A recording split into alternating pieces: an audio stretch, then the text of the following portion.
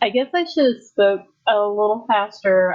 The program I'm using only lets me do a video of 5 minutes in length, and I needed just a little bit more time to finish covering stuff.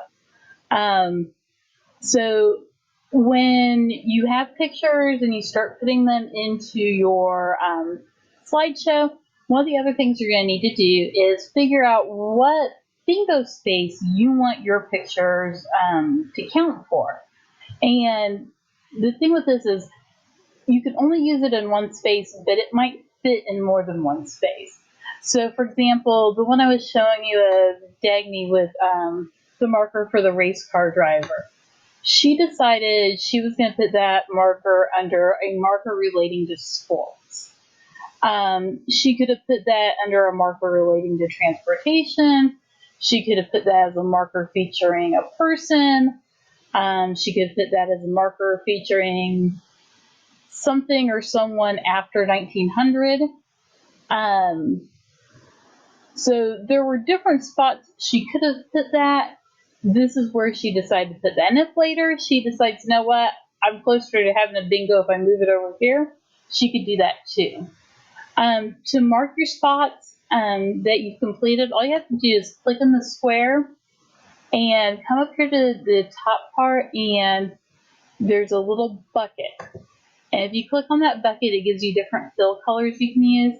Dagny, her favorite color is green, so I think that's why she picked it, or maybe she picked it because of 4-H. Say your favorite color is blue. You click on the shade of blue you want, and it fills that in for you. So you can use that to fill in your marker. The other thing she did was she put the name of the marker, so it was for Mel and Dawn Cregan. So that kind of helps her keep track of which marker goes with that space. I forget if I mentioned this on the video before, but this one wasn't one of the official ones.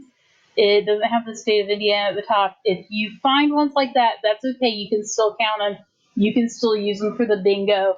Actually, I'm kind of impressed if you find them, because there's a link on the Wayne Township site for our club that is for the Indiana Historical Bureau, and it lists all the markers by county and where they're located. So the ones that aren't on there are a little bit harder to find. So one of the spaces is a marker that's hard to find. I'm not sure who put this marker up, but there are ones from Daughters of the American Revolution that are out there. There are ones that are put up by individual county have historical societies, and they'll put ones up for their county. So it just kind of depends on where you're at and who has spent the money to put that up.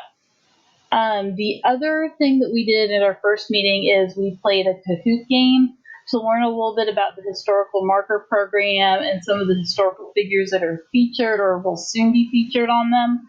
And if you go to the website page for our Indiana Heritage Smart Club, underneath the video link, there's a link for the Kahoot game and the game code that you need to get in to play it. That game will be available through November 8th. So go ahead, take some time, play the game. Hopefully you'll have a little bit of fun and learn a little bit with it.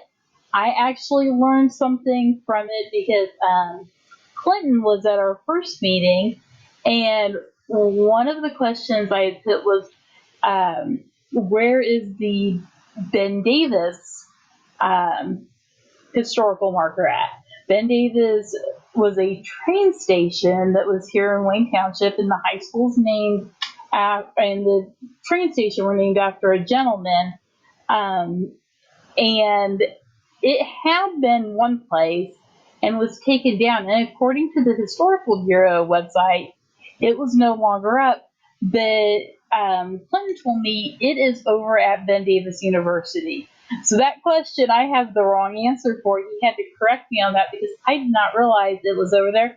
And the state of Indiana didn't either. So he got to contact the Indiana Historical Bureau and let them know, hey, this marker isn't missing or down. It's at Ben Davis University. I thought that was kind of a cool thing for our little 4-H club to be able to help out the state with finding that. So good job, Clinton.